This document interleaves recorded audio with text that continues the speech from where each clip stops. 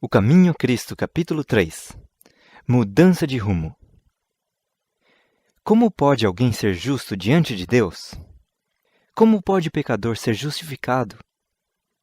É unicamente por meio de Cristo que podemos ser postos em harmonia com Deus, com a santidade. Mas como devemos chegar a Cristo? Muitos fazem hoje a mesma pergunta que fez a multidão no dia de Pentecoste, quando, convencidos do pecado, clamaram: "Que faremos?" Atos 2:37. A primeira palavra da resposta de Pedro foi: "Arrependei-vos." Atos 2:38. Noutra ocasião, logo depois, disse: "Arrependei-vos e convertei-vos para que sejam apagados os vossos pecados." Atos 3:19. O arrependimento compreende tristeza pelo pecado e afastamento do mesmo. Não renunciaremos ao pecado enquanto não reconhecermos a sua malignidade. Enquanto dele não nos afastarmos sinceramente, não haverá em nós uma mudança real da vida. Muitos há que não compreendem a verdadeira natureza do arrependimento. Multidões de pessoas se entristecem pelos seus pecados, efetuando mesmo exteriormente uma reforma, porque receiam que seu mau procedimento lhes traga sofrimentos. Mas não é este o arrependimento segundo o sentido que lhe dá a Bíblia. Lamentam antes os sofrimentos do que o próprio pecado. Tal foi a tristeza de Esaú, quando viu que perdera para sempre o direito da primogenitura. Balaão, aterrado à vista do anjo que se lhe pusera no caminho com a espada alçada, reconheceu seu pecado porque temia que devesse perder a vida. Não teve, porém, genuíno arrependimento do pecado, nem mudança de propósito ou aborrecimento do mal. Judas Iscariotes, depois de haver traído seu Senhor, exclamou: "Pequei, traindo sangue inocente." Mateus 27:4. A confissão foi arrancada de sua alma culpada por uma horrível consciência de condenação e temerosa expectação do juízo. As consequências que o aguardavam enchiam-no de terror, mas não houve em sua alma uma profunda e dolorosa tristeza por haver traído o imaculado Filho de Deus e negado o Santo de Israel. Faraó, quando sofria sob os juízos de Deus, reconheceu seu pecado para escapar a castigos posteriores, mas voltava a desafiar o céu apenas suspensas as pragas. Todos esses lamentaram as consequências do pecado, mas não se entristeceram pelo próprio pecado. Quando, porém, o coração cede à influência do Espírito de Deus, a consciência é despertada e o pecador discerne alguma coisa da profundeza e santidade da lei de Deus, base de seu governo no céu e na terra. A luz verdadeira, que alumia a todo homem que vem ao mundo, ilumina também os secretos escaninos da alma, e as coisas ocultas das trevas se põem a descoberto. A convicção se apodera do espírito e da alma. O pecador tem então uma intuição da justiça de Jeová, e experimenta horror ante a ideia de aparecer em sua própria culpa e impureza perante o perscrutador dos corações. Vê o amor de Deus, a beleza da santidade, a exaltação da pureza. Anseia por ser purificado e reintegrado na comunhão do céu. A oração de Davi, depois de sua queda, ilustra a natureza da verdadeira tristeza pelo pecado. Seu arrependimento foi sincero e profundo. Não fez nenhum empenho por atenuar a culpa. Nenhum desejo de escapar ao juízo que o ameaçava lhe inspirou a oração. Reconheceu a enormidade de sua transgressão. Viu a contaminação de sua alma. Aborreceu o pecado. Não suplicava unicamente o perdão, mas também um coração puro.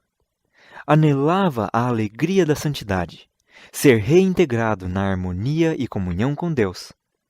Era esta a linguagem de sua alma.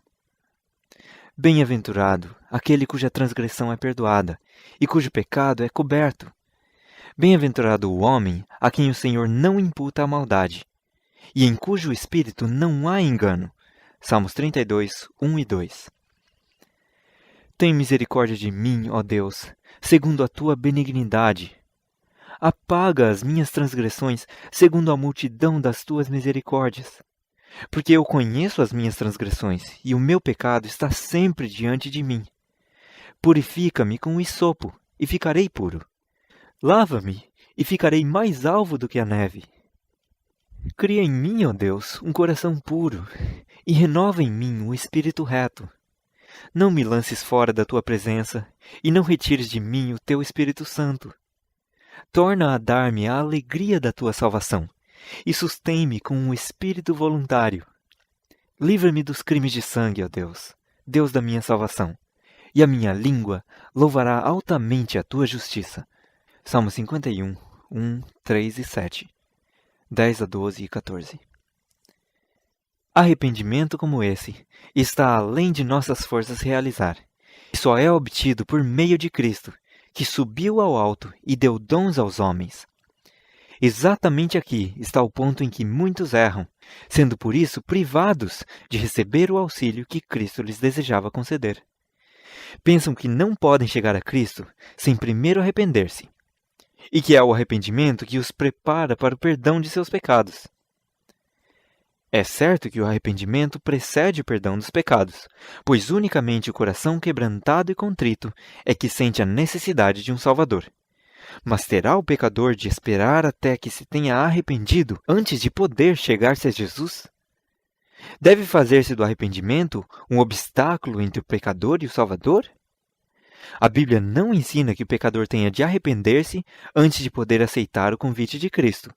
Vinde a mim, todos os que estáis cansados e oprimidos, e eu vos aliviarei. Mateus 11, 28. É a virtude que emana de Cristo que conduz ao genuíno arrependimento. Pedro elucidou este ponto em sua declaração aos israelitas, dizendo: Deus, com a sua destra, o elevou a príncipe e salvador, para dar a Israel o arrependimento e remissão dos pecados. Atos 5:31. Assim como não podemos alcançar perdão sem Cristo, também não podemos arrepender-nos sem que o Espírito de Cristo nos desperte a consciência. Cristo é a fonte de todo bom impulso. Ele unicamente é capaz de implantar no coração a inimizade contra o pecado. Todo desejo de verdade e pureza, toda convicção de nossa própria pecaminosidade é uma evidência de que seu Espírito está operando em nosso coração. Jesus disse: Eu, quando for levantado da terra, a todos atrairei a mim. João 12:32. Cristo tem de revelar-se ao pecador como Salvador, morto pelos pecados do mundo. E ao contemplarmos o Cordeiro de Deus sobre a cruz do Calvário, começa a desdobrar-se ao nosso espírito o mistério da redenção, e a bondade de Deus nos leva ao arrependimento. Morrendo pelos pecadores, Cristo manifestou um amor que é incompreensível. E esse amor, ao ser contemplado pelo pecador, abranda-lhe o coração, impressionando-lhe o espírito e inspira-lhe à alma contrição. É verdade que os homens às vezes se envergonham de seus caminhos pecaminosos e renunciam a alguns de seus maus hábitos antes de estar conscientes de que estão sendo atraídos a Cristo. Quando quer, porém, que façam um esforço para reformar-se, movidos do desejo sincero de proceder bem, é sempre o poder de Cristo que os está atraindo. Uma influência para eles desconhecida lhes opera na alma, despertando-lhes a consciência e sua vida exterior emenda-se. Quando Cristo os atrai, levando-os a olhar à sua cruz, para contemplar aquele que os seus pecados ali cravaram, o mandamento desperta na consciência. É-lhes revelada a pecaminosidade de sua vida, o pecado que se acha arraigado em sua alma. Começam a compreender alguma coisa da justiça de Cristo e exclamam: que é o pecado que devesse exigir tão grande sacrifício para a redenção de sua vítima? Acaso se fez preciso todo esse amor, todo esse sofrimento, toda essa humilhação, para que não perecêssemos, mas tivéssemos vida eterna? Poderá o pecador resistir a esse amor? Poderá recusar-se a ser atraído para Cristo? Se, porém, não se opuser, será levado para ele. O conhecimento do plano da salvação levá-lo-á ao pé da cruz, arrependido de seus pecados que causaram os sofrimentos do amado Filho de Deus. O mesmo poder divino que opera nas coisas da natureza fala ao coração dos homens, neles criando um desejo inexprimível de algo que não possuem. As coisas do mundo não podem satisfazer aos seus anseios. O Espírito de Deus insta com eles, a fim de que só busquem aquelas que unicamente podem proporcionar paz e descanso, a graça de Cristo, a alegria da santidade. Por influências visíveis e invisíveis, nosso Salvador está a operar constantemente para atrair o espírito dos homens dos prazeres do pecado que não satisfazem para as infinitas bênçãos que nele podem possuir. A todas essas almas, que em vão buscam mitigar a sede nas rotas cisternas deste mundo, dirige-se a mensagem divina. Quem tem sede, venha, e quem quiser, tome de graça da água da vida. Apocalipse 22:17. Vós, que suspirais por alguma coisa melhor do que as que este mundo oferece, reconhecei nesse anelo a voz de Deus à vossa alma. Pedi-lhe que vos dê arrependimento, que vos revele a Cristo em seu infinito amor, sua perfeita pureza. Na vida do Salvador, exemplificaram-se perfeitamente os princípios da lei de Deus. Amor a Deus e ao homem. Benevolência, amor abnegado eram a vida de sua alma. É quando o contemplamos, quando a luz de nosso Salvador incide sobre nós, que vemos a pecaminosidade de nosso coração. É possível que nos tenhamos lisonjeado, como fez Nicodemos, com a ideia de que nossa vida tem sido justa, nosso caráter moral reto, julgando não termos necessidade de humilhar perante Deus o coração, como um pecador vulgar. Mas quando a luz de Cristo nos ilumina a alma, vemos quão impuros somos. Discernimos o egoísmo dos nossos motivos, nossa inimizade contra Deus, que tem maculado todos os atos de nossa vida. Reconheceremos então que nossa própria justiça é na verdade como trapos imundos. E unicamente o sangue de Cristo nos pode lavar da mancha do pecado e renovar-nos o coração à sua semelhança.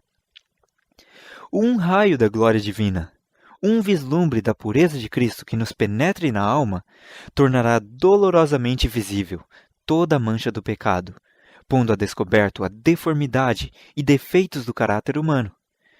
Torna patentes os desejos profanos, a infidelidade do coração, a impureza dos lábios. Os atos de deslealdade do pecador, invalidando a lei de Deus, expõe-se-lhe à vista e seu espírito se abate e aflige sob a influência perscrutadora do Espírito de Deus. Aborrece-se a si mesmo ao contemplar o puro, imaculado caráter de Cristo. Quando o profeta Daniel contemplou a glória que cercava o mensageiro celeste que lhe foi enviado, ficou dominado de um sentimento de sua própria fraqueza e imperfeição. Descrevendo o efeito da cena maravilhosa, diz ele: "Não ficou força em mim, e transmudou-se em mim a minha formosura em desmaio, e não retive força alguma." Daniel 10:8. A alma, assim comovida, odiará seu egoísmo, aborrecerá seu amor próprio e buscará pela justiça de Cristo a pureza de coração que está em harmonia com a lei de Deus e o caráter de Cristo. Diz Paulo que, segundo a justiça que há na lei, no que respeita aos atos exteriores, ele era irrepreensível. Quando, porém, chegou a discernir o caráter espiritual da lei, reconheceu-se pecador. Julgado pela letra da lei, segundo os homens a aplicam à vida exterior, havia se afastado do pecado. Mas quando olhou as profundezas dos santos preceitos e se viu a si próprio como o via Deus, prostrou-se, humilde, e confessou a culpa. Diz ele: "Eu, em algum tempo, vivia sem lei, mas vindo o mandamento, reviveu o pecado, e eu morri." Romanos 7:9. Quando viu a natureza espiritual da lei, o pecado se lhe apresentou em toda a sua verdadeira hediondez, e desvaneceu-se-lhe o amor próprio. Deus não considera todos os pecados igualmente graves. Há aos seus olhos, como aos do homem, gradações de culpa. Por mais insignificante, porém, que este ou aquele mau ato possa parecer aos olhos humanos, pecado algum é pequeno à vista de Deus. O juízo do homem é parcial, imperfeito, mas Deus avalia todas as coisas como são na realidade. O bêbado é desprezado e disse-lhe que seu pecado o excluirá do céu, ao passo que o orgulho, o egoísmo e a cobiça muitas vezes não são reprovados. No entanto, esses são pecados especialmente ofensivos a Deus, pois são contrários à benevolência de seu caráter e àquele desinteressado amor que é a própria atmosfera do universo não caído. A pessoa que cai em algum pecado grosseiro sente talvez sua vergonha e miséria e sua necessidade da graça de Cristo. Mas o orgulho não sente necessidade alguma, e assim fecha o coração a Cristo e às infinitas bênçãos que veio dar.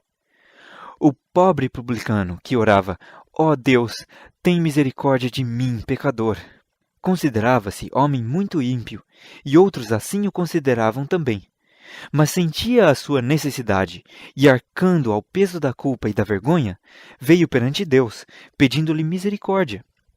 Seu coração estava aberto para que o Espírito de Deus ali fizesse sua obra de graça e o libertasse do poder do pecado.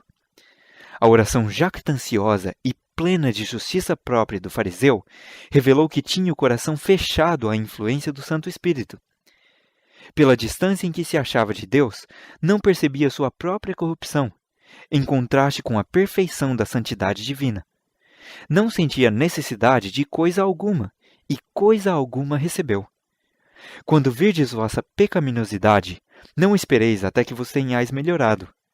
Quantos há que julgam não ser suficientemente bons para ir a Cristo? Tendes esperança de tornar-vos melhor mediante vossos próprios esforços?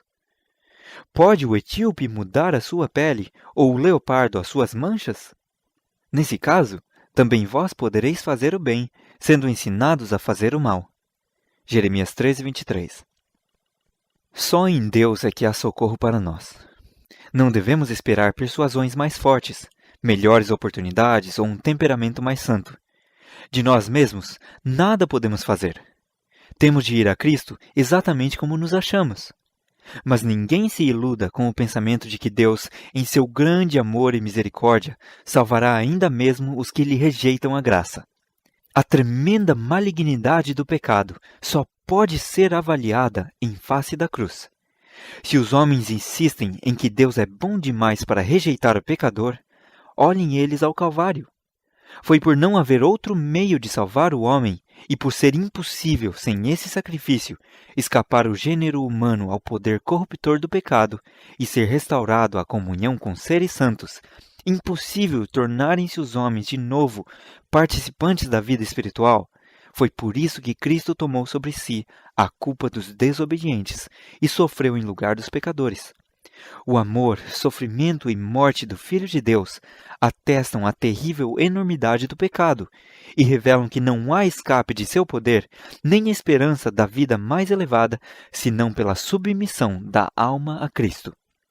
O impenitente escusa-se às vezes dizendo de professos cristãos: sou tão bom como eles.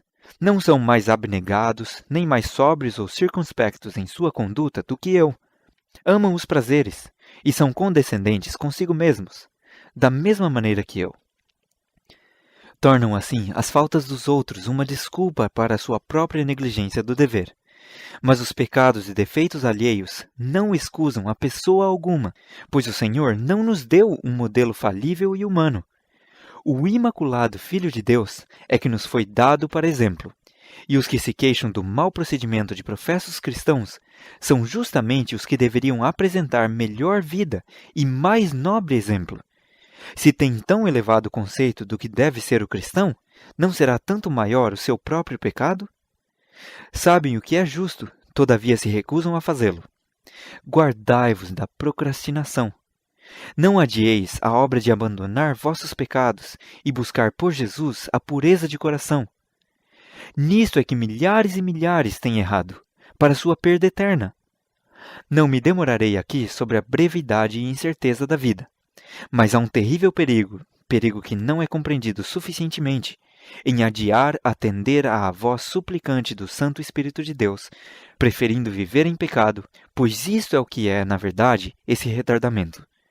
Só com risco de infinita perda é que podemos condescender com o pecado, por pequenino que seja. O que nós não vencermos, vencer-nos-á a nós, operando nossa destruição. Adão e Eva persuadiram-se de que de questão tão insignificante como fosse comer do fruto proibido, não poderiam resultar tão terríveis consequências como as de que Deus os avisara. Mas essa questão insignificante constituía uma transgressão da imutável e santa lei divina e separou o homem de Deus, abrindo os diques da morte e trazendo sobre o mundo misérias indizíveis. Século após século tem subido da terra um contínuo grito de lamento, e toda a criação geme aflita em resultado da desobediência do homem. O próprio céu sentiu os efeitos de sua rebelião contra Deus. O Calvário aí está como um monumento do estupendo sacrifício exigido para expiar a transgressão da lei divina.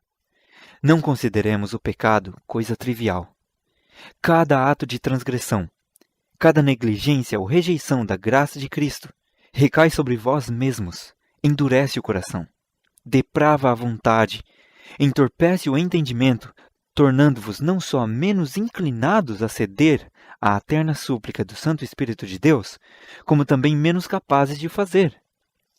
Muitos tranquilizam a consciência perturbada, com o pensamento de que poderão mudar o seu ímpio procedimento quando bem o quiserem, que podem acolher levianamente o convite da misericórdia e, contudo, não deixar de serem impressionados repetidamente. Julgam que, depois de haverem desprezado o Espírito da graça, depois de haverem posto sua influência do lado de Satanás, em um momento de terrível aflição, poderão mudar sua vida. Mas isto não é tão fácil. A experiência, a educação de toda uma vida moldou o caráter de tal maneira que poucos há que então desejam receber a imagem de Jesus. Um mau traço de caráter que seja, um só desejo pecaminoso, acariciado persistentemente, acabará neutralizando todo o poder do Evangelho. Toda condescendência pecaminosa fortalece a aversão da alma para com Deus. O homem que manifesta uma incredulidade obstinada ou uma estulta indiferença para com a verdade divina está apenas colhendo aquilo que ele mesmo semeou. Em toda a Bíblia, não existe uma advertência mais terrível contra o brincar com o mal do que as palavras do sábio, de que o pecador, com as cordas do seu pecado, será detido. Provérbios 5:22. Cristo está pronto para libertar-nos do pecado, mas não força a vontade. E se pela persistente transgressão a própria vontade estiver inteiramente inclinada ao mal e não desejarmos ser libertados, não querendo aceitar a sua graça, que mais poderá ele fazer? Nós mesmos nos destruímos, por nossa deliberada rejeição de seu amor. Eis aqui, agora, o tempo aceitável. Eis aqui, agora, o dia da salvação. 2 Coríntios 6:2. Se ouvirdes hoje a sua voz, não endureçais o vosso coração. Hebreus 3:7 e 8. O homem vê o que está diante dos olhos, porém o Senhor olha para o coração. Esse coração humano com suas emoções de alegria e tristeza em conflito, coração volúvel e extraviado, que serve de habitação a tanta impureza e engano. Ele lhe conhece os motivos, seus próprios intentos e propósitos. Ide a ele com vossa alma toda manchada como se acha. Como o salmista, abri de par em par suas câmaras aos olhos que tudo veem, exclamando: sonda-me, ó Deus, e conhece o meu coração. Prova-me e conhece os meus pensamentos, e vê se há em mim algum caminho mau, e guia-me pelo caminho eterno. Salmo 139, 23 e 24. Muitos adotam uma religião intelectual, uma forma de piedade, sem que seja purificado o coração. Seja a vossa prece: cria em mim, ó Deus, um coração puro, e renova em mim um espírito reto. Salmo 51, 10. Tratai sinceramente com vossa alma. Sede fervorosos e constantes, como se estivesse em jogo vossa vida mortal. Esta é uma questão que tem de ser resolvida entre Deus e vossa alma, e resolvida para a eternidade. Uma esperança meramente suposta demonstrar-se-á vossa ruína. Estudai com oração a palavra divina. Ela vos apresenta, na lei de Deus e na vida de Cristo, os grandes princípios da santidade, sem a qual ninguém verá o Senhor. Hebreus 12, 14. Convence do pecado, revela claramente o caminho da salvação. Dai-lhe ouvidos, como a voz de Deus falando à vossa alma. Ao verdes a enormidade do pecado, ao vos verdes a vós mesmos, tais quais sois, não vos entregueis ao desespero. Foi para salvar a pecadores que Cristo veio. Não somos nós os que devemos reconciliar a Deus conosco. Mas, ó maravilhoso amor, Deus em Cristo está reconciliando consigo o mundo. 2 Coríntios 5,19. Está procurando atrair, por seu terno amor, o coração de seus filhos erradios. Nenhum pai terrestre poderia ser tão paciente com as faltas e erros de seus filhos como o é Deus com os que busca salvar. Ninguém poderia instar mais ternamente com o transgressor. Jamais lábios humanos dirigiram ao extraviado súplicas mais ternas do que ele. Todas as suas promessas, suas admoestações, não são senão suspiros de um amor inexprimível. Quando Satanás se chega para vos dizer que sois grande pecador, erguei os olhos ao vosso Redentor e falai de seus méritos. O que vos ajudará é olhar para a sua luz. Reconhecei vossos pecados, mas dizei ao inimigo que Cristo Jesus veio ao mundo para salvar os pecadores, e que por seu inefável amor podereis ser salvos. Jesus dirigiu a Simão uma pergunta acerca de 2 devedores. Um devia ao seu senhor uma soma pequena, e o outro uma importância muito grande, mas perdoou a dívida a ambos. Cristo perguntou então a Simão qual dos devedores mais amaria ao seu senhor. Simão respondeu: tenho para mim que é aquele a quem mais perdoou. Lucas 7,43.